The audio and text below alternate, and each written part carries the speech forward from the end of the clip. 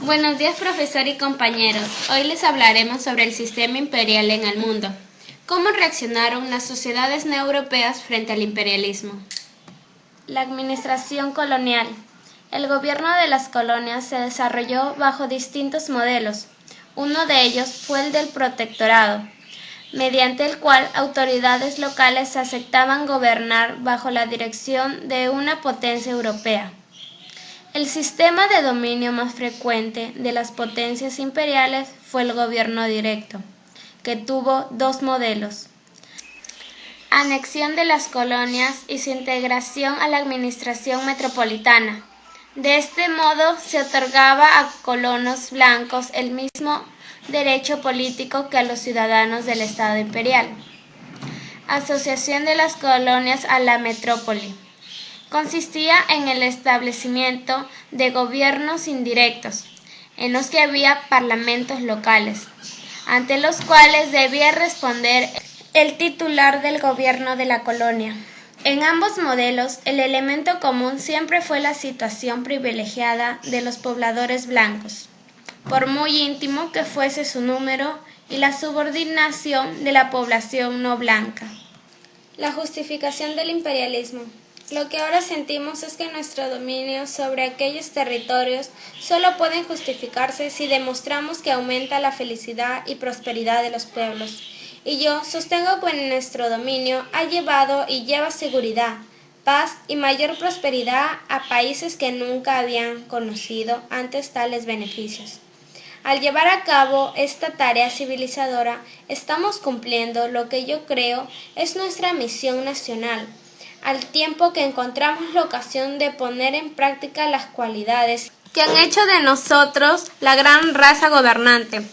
Pero mantengo que en casi cualquier lugar en el que el dominio de la reina ha sido establecido y se ha impuesto la gran paz británica, con ello ha llegado una mayor seguridad para la vida y la propiedad y una mejora material de las condiciones de la mayoría de la población. Chamberlain, 1857. El sistema británico.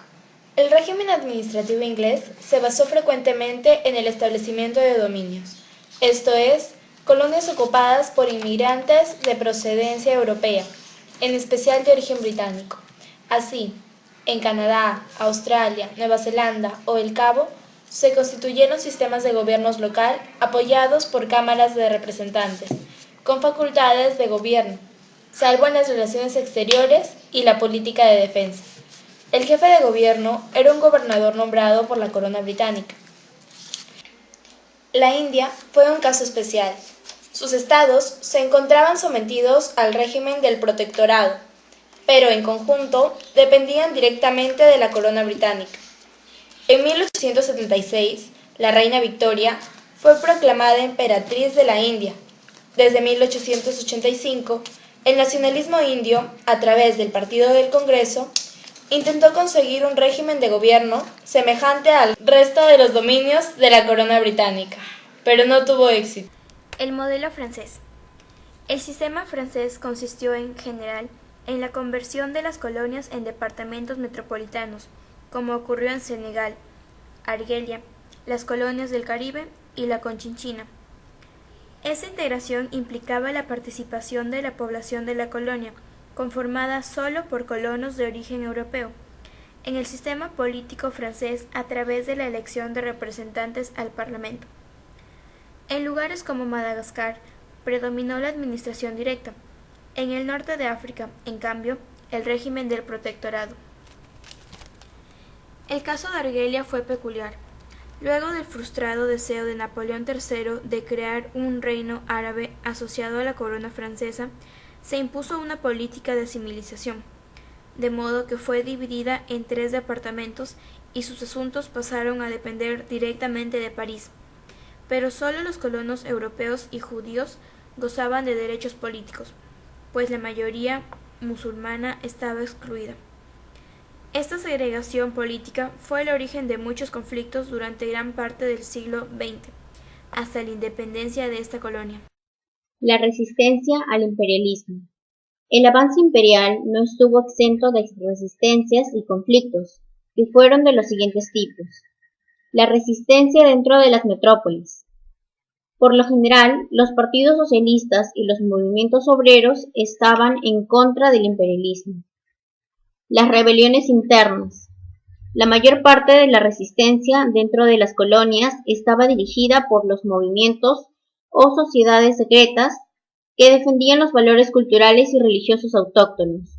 Este fue el caso de los cipayos en la India y los boxers en China. La rebelión de los boxers. La revuelta de los boxers se produjo en China en 1900. Estaba dirigida por una sociedad secreta nacionalista y sus objetivos eran la expulsión de los extranjeros y el término de la política de privilegio a las potencias occidentales.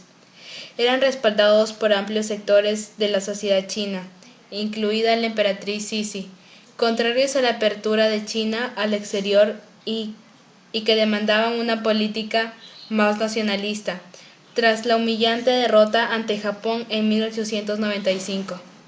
Los boxers pretendieron asaltar las embajadas en Pekín, que fueron sitiadas por 55 días, pero no lo lograron desalojarlas. Las potencias occidentales y Japón se unieron para rechazar el ataque e imponer condiciones más duras al imperio chino. La oposición política. En algunas colonias, las élites locales formaron movimientos políticos que manifestaban una naciente conciencia nacional. Este fue el caso del Partido del Congreso en la India. Los conflictos entre europeos. Los conflictos entre las potencias imperialistas fueron numerosos. También se produjeron enfrentamientos locales entre la población europea, como ocurrió entre los Boers y los británicos en el África del Sur. Europa y el mundo. Época de 1900, la buena época. Alrededor de los verdes tapices de Londres, de París o de Berlín, se decide la suerte del planeta. Se trasplanta el caucho del Amazonas a Malasia. Se ahogan en la miseria los enormes yacimientos de Alto Huangho. Movilizadas por el vapor, las riquezas del planeta se desplazan de un extremo a otro, gracias a las órdenes que el telégrafo transmite en pocos minutos. La vida de millones de seres depende de los consejos de la administración de Londres, París o Berlín. Las consecuencias del imperialismo. En los pueblos colonizados, el imperialismo tuvo los siguientes efectos. En lo político, se introdujeron las bases de una administración moderna. En lo económico, se impuso una economía de plantación y exploración de minas, lo que privó de tierras a los nativos. En lo social y cultural, la sociedad tradicional y la cultura autóctona entraron en crisis. Las élites nativas se occidentalizaron y paradójicamente de ahí surgieron los líderes del futuro movimiento.